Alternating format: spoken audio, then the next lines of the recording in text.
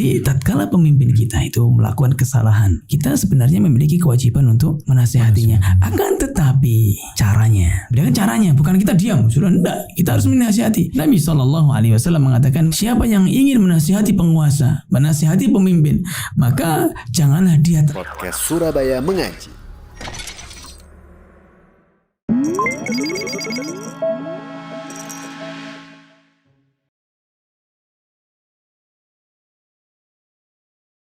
Bismillahirrahmanirrahim. Assalamualaikum warahmatullahi wabarakatuh. Waalaikumsalam warahmatullahi wabarakatuh. Alhamdulillah wassalatu wassalamu ala rasulillahi amma ba'du. Kembali lagi di podcast Surabaya Mengaji yang insya Allah akan membahas berkaitan dengan tema yang menarik seputar keislaman.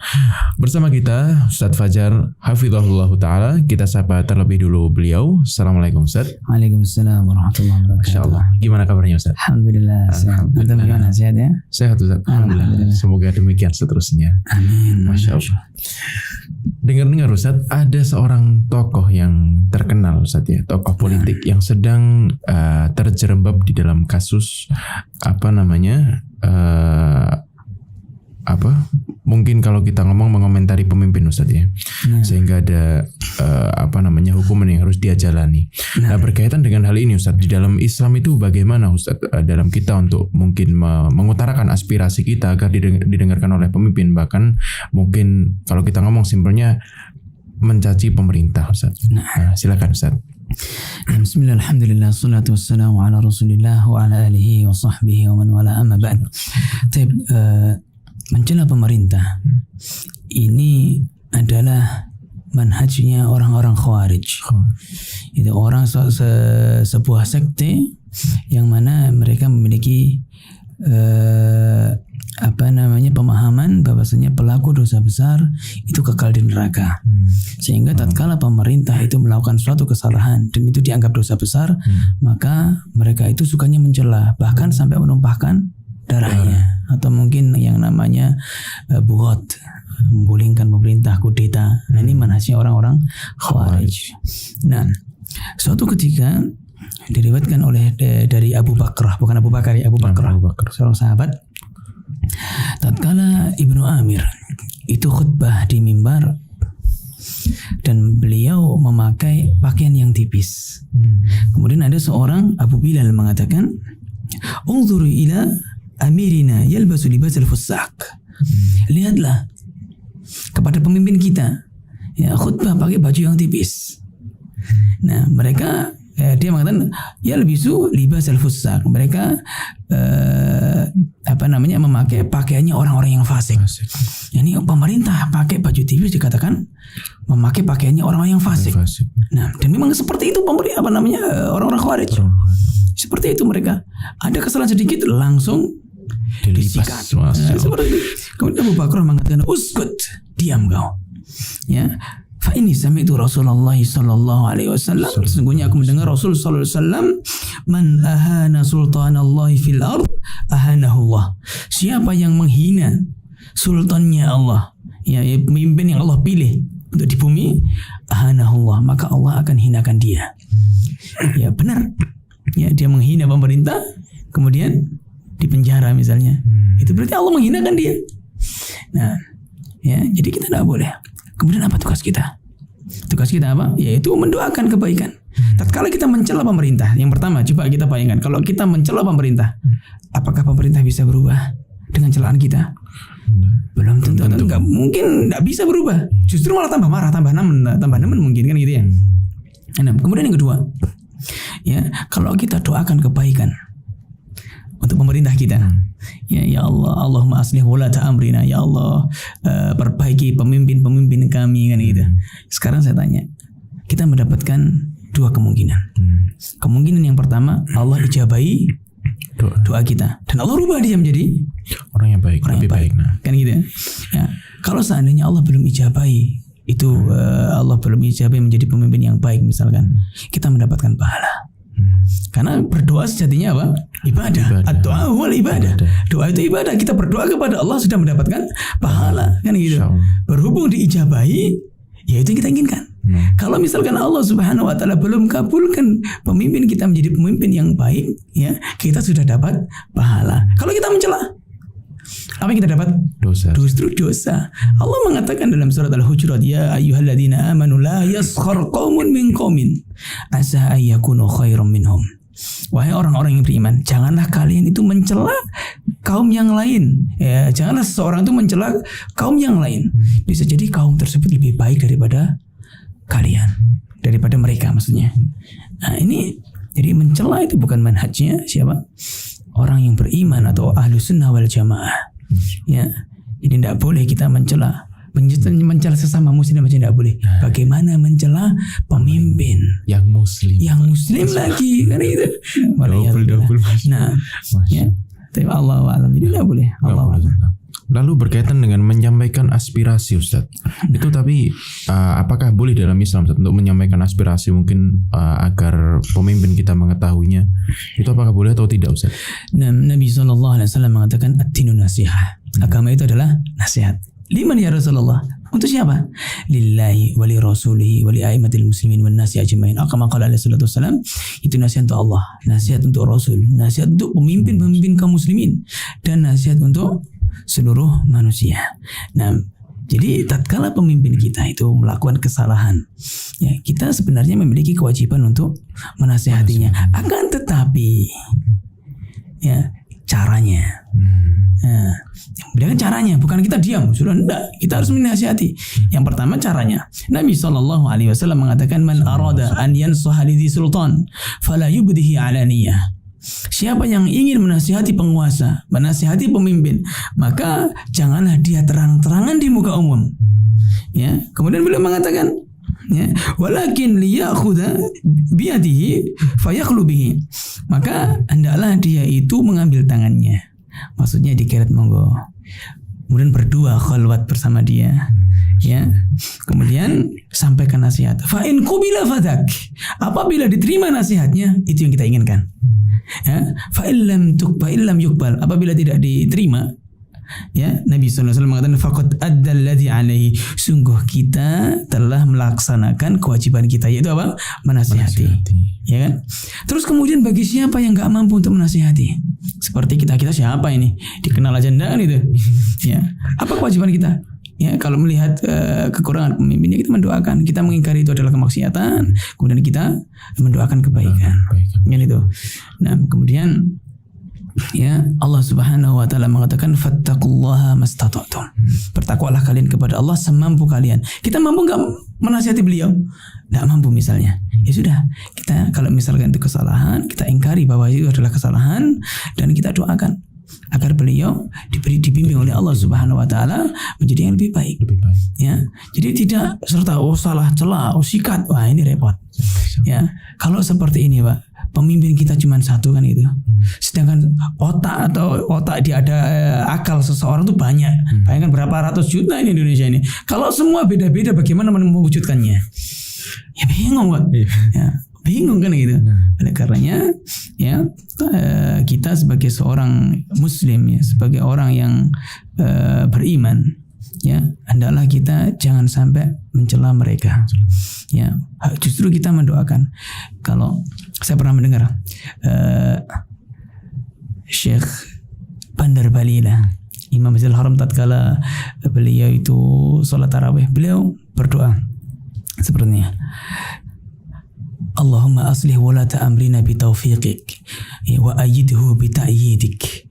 Ya, Allahumma waffiq wa waliya amrihi bima salahil islami wal muslimin. Ya, beliau mengatakan, ya Allah, perbaikilah pemimpin-pemimpin kami, ya, dengan taufikmu. Ya Allah, kuatkan pemimpin-pemimpin kami, ya, dengan kekuatanmu. Ya Allah, perbaikilah pemimpin-pemimpin kami yang di bawah-bawahnya, ya. Ya, karena kan untuk mewujudkan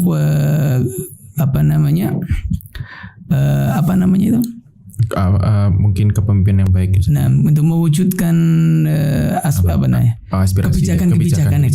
kebijakannya, ya, itu yang bergantung dengan kemaslahatan umat Islam. Ini Syekh Bandar Balila pernah mendoakan seperti ini.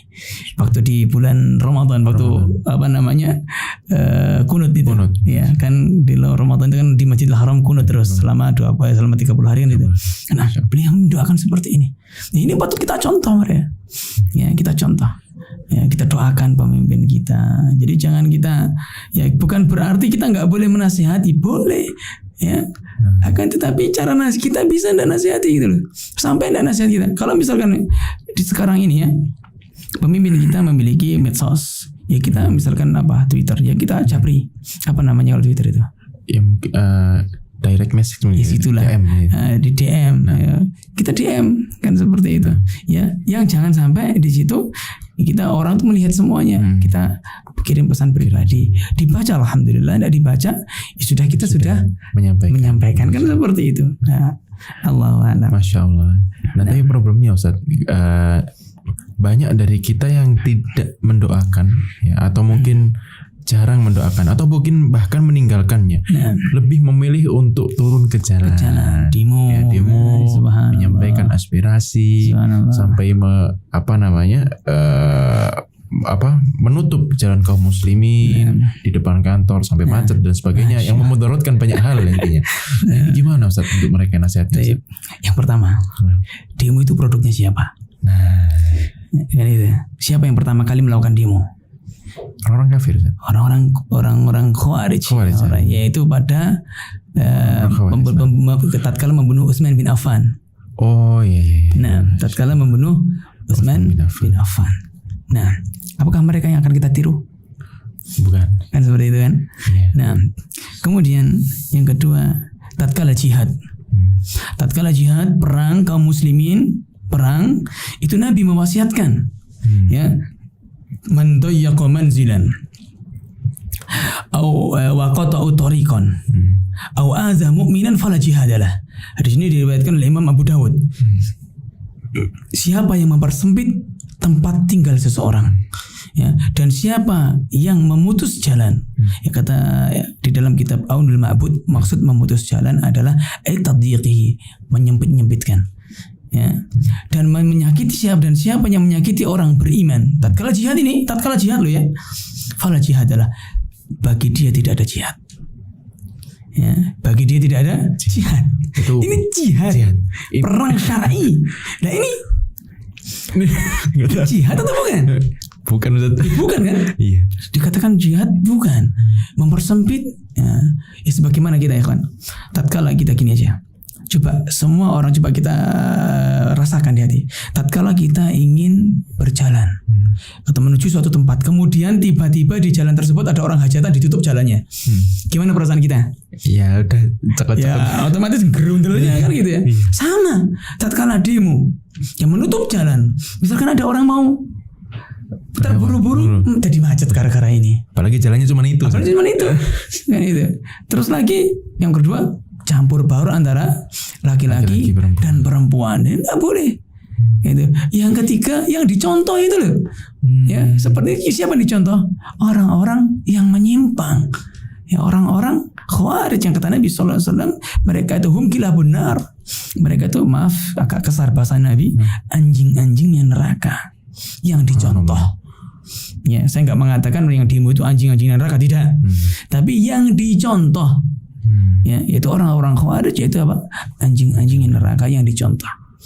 Nah, jadi hati-hati ya kawan ya, karena misalkan tatkala kita turun ke jalan, bukan hanya satu mudarat tapi banyak yang menyakiti hati orang yang beriman. Tatkala misalkan orang sakit gimana? Oh iya Ustaz. Ya, misalkan mau ke dokter, karena harusnya dada itu lampu merah aja, kalau ada orang sakit dibebaskan, ditembus kan itu. Ini nggak bisa. Nah, ini nggak boleh. Dan itu pun orang yang demo kalau diberikan kewajiban dari pemerintah pun belum tentu benar. Nah, itulah.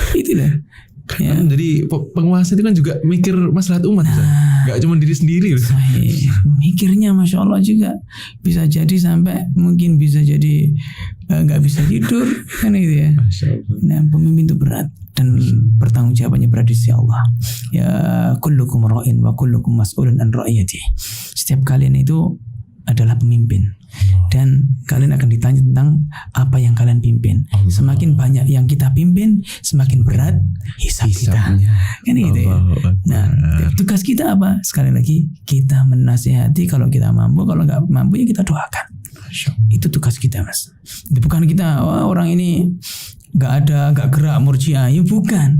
Kita punya ada tata caranya. Bahkan Nabi Shallallahu Alaihi Wasallam tatkala ditanya, ya nanti akan ada seseorang ya yang mereka itu pemimpin itu yang dilaknat oleh rakyatnya dan rakyatnya melaknat pemimpin itu melaknat rakyatnya dan rakyatnya melaknat pemimpin tersebut. Para sahabat bertanya, ya bagaimana ya Rasulullah kalau kita itu menemui mereka? Ya, apa kata Nabi Sallallahu Alaihi Wasallam? Isma wa ati. Dengar dan taati. Ya, dengar dan taati. Ya, jadi taat kepada pemimpin itu Allah katakan ya ayyuhalladzina amanu atiillaha wa atiiur rasul wa ulil amri minkum. Wahai orang-orang yang beriman, taati Allah, taati Rasul dan pemimpin kalian. Ya, kenapa kok enggak mengatakan wa atiiur ulil amri minkum? Ya, kenapa enggak taati pemimpin kalian? Enggak berkata seperti itu. Karena ketaatan kepada pemimpin kita itu masih sebatas ya apakah itu kemaksiatan atau tidak. Kata Nabi sallallahu alaihi wasallam, la ta'ata li makhluqin fi ma'siyatil khaliq. Tidak ada ketaatan kepada makhluk dalam bermaksiat kepada al-khaliq, Allah. Jadi kalau misalkan pemimpin kita misalkan menyuruh kita untuk melakukan riba, misalkan menyuruh kita untuk minum khamr, maka kita enggak boleh taat. Tapi selagi yang diperintahkan adalah yang ma'ruf, sesuatu yang mubah untuk maslahat, maka kita wajib taat. Nah, wajib taat seperti itu. Jadi tidak boleh kita mencela, tidak boleh. Tidak boleh walaupun itu nggak sesuai dengan hati kita. Harus bersabar. Harus bersabar, benar ya. Nah, ini ujian kita ya. Ujian kita. Minimal mendem Ustaz ya. Tapi sebenarnya kalau kita melihat nikmat di Indonesia, masya Allah Ustaz, banyak sekali. Dibandingkan kalau di luar negeri bahkan ada yang nikmat aman tuh nggak ada loh Ustaz. Nah, saya masya Allah. BBM naik 2.000 aja, subhanallah. Ya Allah. Di luar masih lebih mahal Ustaz. Bisa jadi. Nah, kita ya itu ya. Makanya Allah kan mengatakan kita agar kita itu menjadi Allah akan agar apa? Jadi itu ya suka bersyukur ya. Bersyukur. Memberikan kita itu kenikmatannya ya. Walau anna ahlal qura amanu wattaqau la fatahna alaihim barakatin minas sama'i wal ardh. Kalau seandainya penduduk negeri itu beriman dan bertakwa, maka kami bukakan pintu barokah dari langit dan bumi. Ya kan gitu kan? Makanya dan salah satu ketaatan dan salah satu bentuk keimanan yaitu kita mendengarkan perintah Allah, melaksanakan perintah Allah dan Rasulnya. Perintah Allah itu kita suruh bersabar, kita suruh mentaati pemimpin.